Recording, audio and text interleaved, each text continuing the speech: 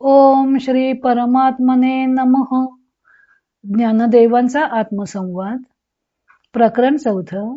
ज्ञानाज्ञान भेद कथन. निखळ ज्ञानमात्रता मिथ्या म्हणजे शून्य नाही. भाग 1. ओवी 26.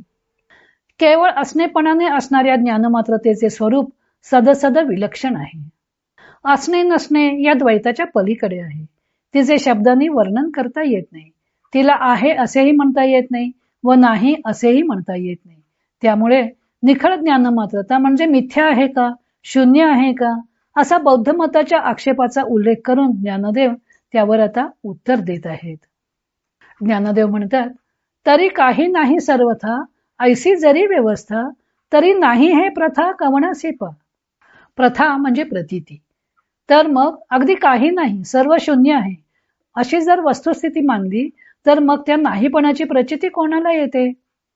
स्वामी स्वरूपानंद याचं अभंग रूपांतर करताना म्हणतात, तरी काही नाही, मिथ्याच हे सर्व, ही तरी जाणीव कोणासी पा.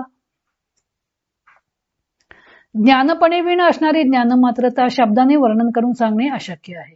कारण शब्दाने वर्णन करून सांगणे म्हणजे द्वैताचाच आश्रय घेतल्यासारखे आहे. ही प्रत्यक्ष अनुभवाची गोष्ट आहे आणि ही जाणीव मुका स्वादनवत अशीच असते. मुक्याने गुळ खाल्ला तर त्याला तो गोड आहे हे सांगता येत नाही. तसेच या ज्ञानमात्रतेत समरस झाल्यावर ज्ञात्याला ते ज्ञानमात्र कसे आहे ते सांगता येत नाही. कोणत्याही संकल्पने ते बसवता येत नाही.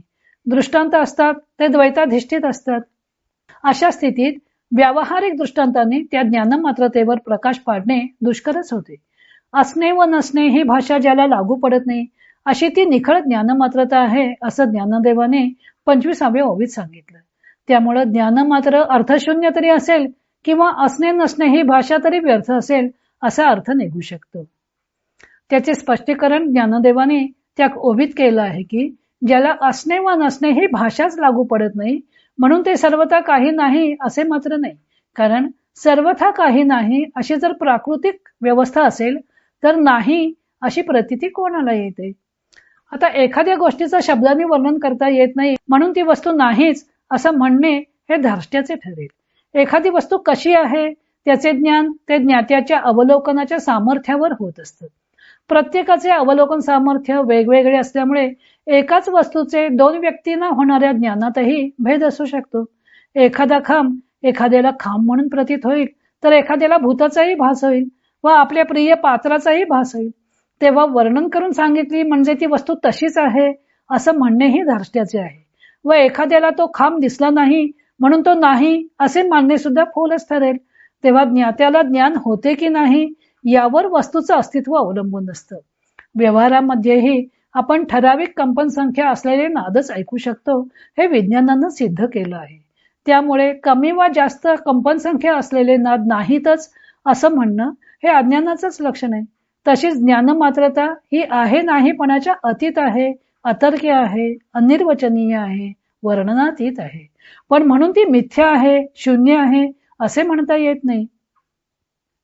अशा मिथ्यत्वाची किंवा शून्यत्वाची शंका घेणाऱ्यांना ज्ञानदेव उलट प्रश्न विचारतात की तुम्ही म्हणतात असं काही नाही किंवा सर्व काही शून्य असं जरी मानलं तरी ते मिथ्यात्व कोणाला प्रतीत होतं बरं? सर्व शून्य आहे अशी प्रतीती येते असे म्हटले तर ती प्रतीती अनुभवणारा कोणीतरी साक्षी असलाच पाहिजे. सर्व धारणा व ज्ञान ज्या मूलाधारावर पोचले जाते ती आत्मसत्ता नाकारणे हा भ्रामक शब्दखेळ नाही का? या ओवीतील प्रथा म्हणजे प्रतीती हा शब्द मुख्य आहे. प्रतीती असेल तरच जीव, जगत, जगदीश्वर हा विचार संभवतो.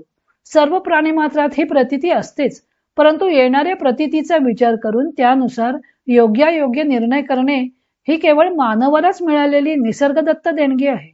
प्रत्येकाची प्रतीती वेगवेगळी असल्यामुळं प्रत्येकाचे निर्णय सामर्थ्य वेगवेगळे असते. फिरते रंग असणारे रेशमी वस्त्र जो ज्या दिशेकडून पाहिल त्याला त्या त्या रंगाचे निळे, हिरवे, मोरपंखी दिसेल. प्रत्येकाची प्रतीती वेगळी असेल पण असते ते एकच वस्त्र. तसेच अनेक नामरूपात्मक जगत भासत असलं तरी ते एका आत्म्याच्या अधिष्ठानावरच भासत असते. त्या आत्म्याचे ज्ञान करून घ्यायचे म्हणजे तो केवळ ज्ञानस्वरूप आहे हे जाणून घ्यायचं आहे. ही ज्ञानपणे विना ज्ञानमात्राची प्रतीती ज्याची त्यानंच घ्यायची असते. अर्थातच ती स्वानुभवाची गोष्ट आहे.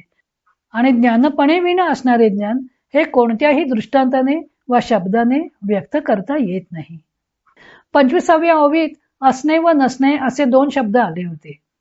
असणे शब्दाने भाव व्यक्त होतो, तर नसणे या शब्दाने अभाव व्यक्त होतो.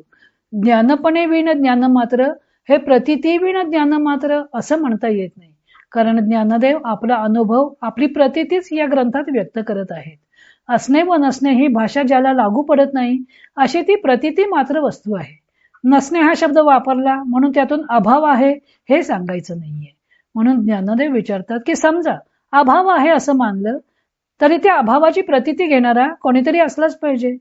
पुढे ज्ञानदेव ज्ञानपणे विण असणे म्हणजे शून्य सिद्धांत नव्हे ही गोष्ट अनेक दृष्टांतांनी पटवून देत आहेत. तो भाग आपण उद्या पाहू. इतर अनेक ग्रंथांचा आधार घेऊन ज्ञानदेवांच्या अमृतानुभव या ग्रंथाचं लेखन व वाचन सौ मनीषा अभ्यंकर मिरज यांनी केलं आहे.